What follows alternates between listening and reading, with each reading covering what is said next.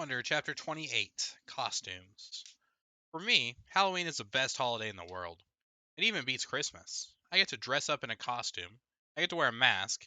I get to go around like every other kid with a mask, and nobody thinks I look weird. Nobody takes a second look. Nobody notices me. Nobody knows me. I wish every day could be Halloween. We could all wear masks all the time. Then we could walk around and get to know each other before we got to see what we looked like under the masks. When I was little, I used to wear an astronaut helmet everywhere I went to the playground, to the supermarket, to pick up Via from school. Even in the middle of summer, though it was hot, my face would sweat. I think I wore it for a couple of years, but I had to stop wearing it when I had my eye surgery. I was about 7, I think. And then we couldn't find the helmet after that. Mom looked everywhere for it. She figured that it had probably ended up in Grand's attic, and she kept meaning to look for it. But by then, I had gotten used to not wearing it. I have pictures of me in my old Halloween costumes. My first Halloween, I was a pumpkin. My second, I was a tiger. My third, I was Peter Pan. My dad dressed up as Captain Hook. My fourth, I was Captain Hook. My dad dressed up as Peter Pan. My fifth, I was an astronaut. My sixth, I was Obi-Wan Kenobi. My seventh, I was a clone trooper. My eighth, I was Darth Vader. My ninth, I was Bleeding Scream, the one that has a fake blood oozing out over his skull mask. This year, I'm going to be Boba Fett.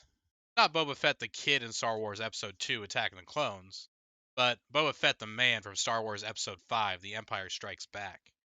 Mom searched everywhere for the costume but couldn't find one in my size, so she bought me a Jango Fett costume, since Jango was Boba's dad, and wore the same armor, but then painted the armor green. She did some other stuff to it to make it look worn, too. Anyway, it looks really real. Mom's good at costumes. In homeroom, we all talked about what we were going to be for Halloween. Charlotte was going as Hermione from Harry Potter. Jack was going as a Wolfman. I heard that Julian was going as Jango Fett, which was a weird coincidence. I don't think he liked hearing that I was going as Boba Fett. On the morning of Halloween, Via had this big crying meltdown about something.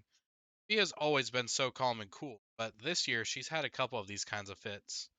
Dad was late for work and was like, Via, let's go, let's go. Usually, Dad is super patient about things, but not when it comes to his being late for work, and his yelling just stressed out Via even more, and she started crying louder. So Mom told Dad to take me to school and that she'd deal with Via. Then Mom kissed me goodbye quickly before I even put on my costume and disappeared into Via's room. Augie, let's go now, said Dad. I have a meeting I can't be late for. I haven't put my costume on yet.